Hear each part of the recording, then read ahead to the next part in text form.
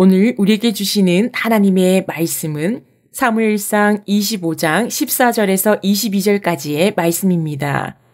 제가 가지고 있는 성경으로 구약 451쪽입니다.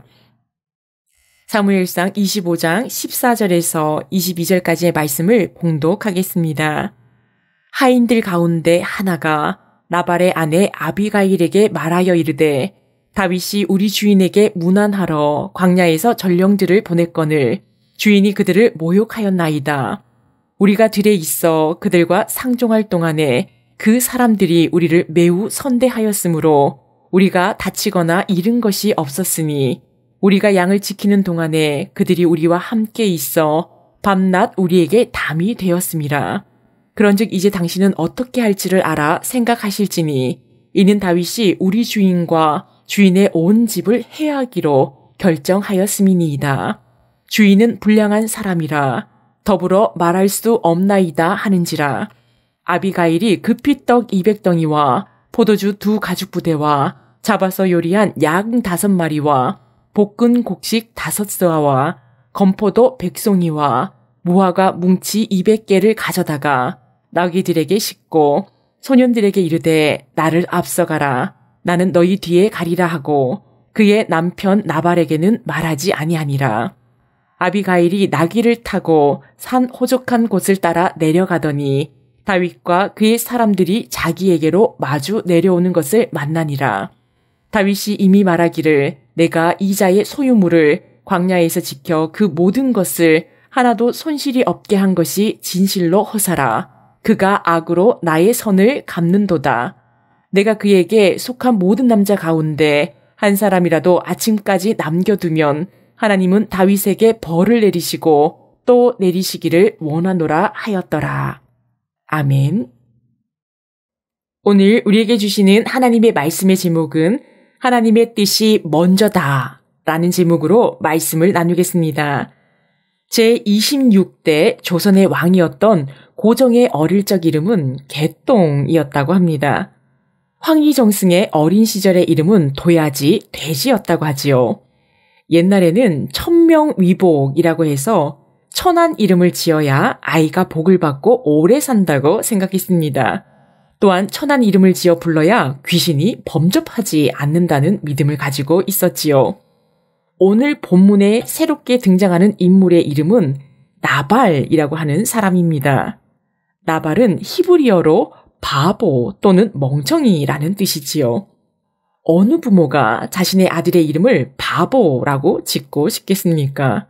아들을 부를 때 바보야 이리 온이라고 부르게 되겠지요. 학자들 가운데서는 동양이나 서양 모두 옛날에는 돌림병이나 어린 시절에 죽는 경우가 많아서 미신적인 의미에서 좋지 못한 이름을 사용하여 나발, 즉 바보, 멍청이라는 이름을 사용한 것이다 라고 보는 학자들이 있습니다. 또 다른 학자는 나발이 아니라 원래는 다른 이름이 있었는데 어리석은 행동을 하였기에 나발, 바보라는 이름으로 고쳐졌을 것이다 라고 말하는 학자들도 있습니다. 이름이 왜 나발, 바보가 되었는지 정확히는 알 수 없지만 본문에서 나발의 행동을 보면 어리석은 사람으로서의 행동, 이름에 걸맞는 행동을 하고 있다는 것을 알 수 있습니다. 사무엘상 25장의 말씀은 사무엘의 죽음으로부터 시작합니다.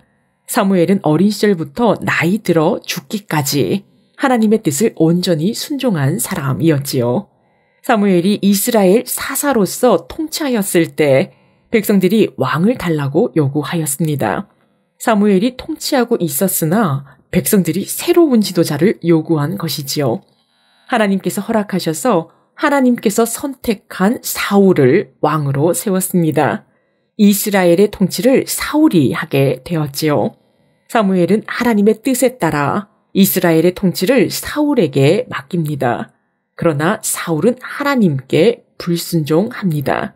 그래서 하나님은 사울 왕 다음으로 다윗을 선택하셨습니다. 사무엘은 하나님의 뜻에 따라 이스라엘의 통치를 사울에게 모두 맡겼지만 사울은 하나님이 선택한 다윗을 죽이려고 합니다. 하나님의 뜻을 따르지 않고 하나님의 뜻에 맞서고 있습니다. 다윗을 온전히 지지하던 사무엘이 죽자 다윗은 사울 왕을 피하여 더 남쪽으로 후퇴합니다. 바란 광야로 내려갔지요.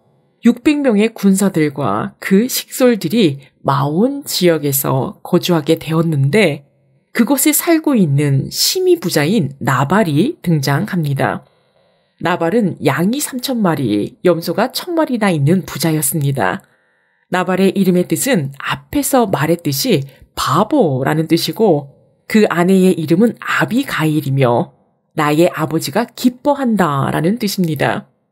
나발은 완고하며 행실이 악하다고 성경에 기록되었고 아비가일의 이름은 총명하고 용모가 아름다운 사람이라고 기록되었습니다.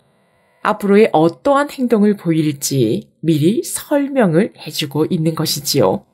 행실이 악한 나발, 총명한 아비가일. 양털을 깎는 때가 왔습니다. 양털을 깎는 때는 농부들이 추수하는 때처럼 먹을 것이 풍성하고 인심이 넉넉하여 잔치를 열어 손님들을 대접하였습니다.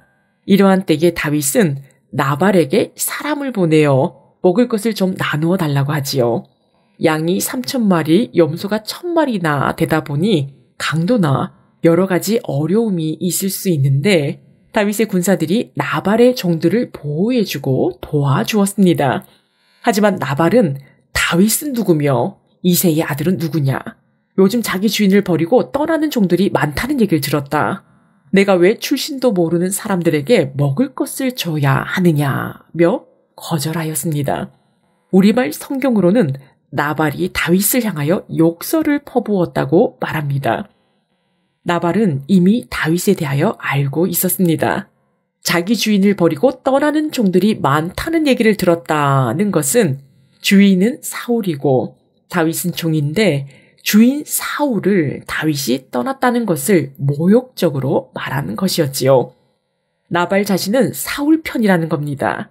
자신의 정치적 라인을 확실히 말하는 것이지요. 나발이 이름처럼 바보, 어리석은 자라고 보게 되는 것은 하나님의 뜻을 먼저 물어보지 않기 때문입니다. 자신의 이득, 자신의 상황, 자신의 인간관계만을 생각하고 하나님의 뜻이 어디로 향하고 있는지에 대해서는 전혀 생각하지 않았습니다. 다윗이 나발에게 보낸 자들이 돌아와서 나발의 모든 말을 전합니다. 그 모욕적인 말을 듣고 분노한 다윗은 칼을 차라 소년들에게 명령합니다. 600명 가운데 400명이 다윗과 함께 올라가고 200명은 짐을 지키며 남았습니다. 나발의 종들 가운데 한 사람이 나발의 아내 아비가일에게 급히 달려갔습니다. 다윗이 사람을 보내어 나발에게 인사를 전했으나 나발은 그들을 모욕하였습니다. 다윗과 그의 군사들은 나발의 종들을 선대하고 양들을 지킬 때에 밤낮 담이 되어 지켜주었는데 주인 나발이 그들을 모욕했습니다. 라고 말합니다. 그리고 그 이유로 다윗이 나발의 집을 해하기로 결정했다는 것입니다. 나발의 종은 주인인 나발에게 이 사실을 이야기하려고 했지만 나발은 성미가 불같은 사람이라 아무도 말을 하지 못하였다고 합니다. 그래서 총명하고 지혜로운 나발의 아내인 아비가일에게 찾아왔다고 하지요. 아비가일은 이야기를 듣자마자 급히 서둘러 떡 200덩이, 포도주 2가죽부대, 요리한 양 5마리, 볶은 곡식 등 음식들을 나귀에 가득 싣고 다윗에게 찾아갔습니다. 가만히 있다가는 나발의 모든 사람들이 멸족을 당할 것임을 직감했기 때문입니다. 남편 나발에게 알리지 않았습니다. 왜냐하면 남편에게 알리고 나발을 설득하는 과정을 거치다가는 큰 참사를 피할 수 없음을 알았기 때문입니다. 그때 다윗은 큰 분노 가운데 있었지요. 그동안 광야에서 나발의 재산을 지켜 손실이 없도록 도왔는데 그 모든 것이 허사이고 다윗의 선을 나발이 악으로 갚았다며 나발에게 속한 모든 남자를 아침까지 살려두지 않겠다고 하나님 앞에 맹세까지 하였습니다. 다윗은 분노를 이기지 못하고 하나님 앞에서 자기 백성들을 죽일 뻔한 큰 죄를 지을 위기에 처해 있었습니다. 그러나 남편의 잘못에 즉시 대처한 아비가일로 인해서 나발의 집안 사람들은 물론 다윗까지도 자기 백성을 해하는 죄를 범하지 않았습니다. 아비가일은 총명하고 지혜로워 하나님께서 누구를 택하였는지 알고 있었습니다.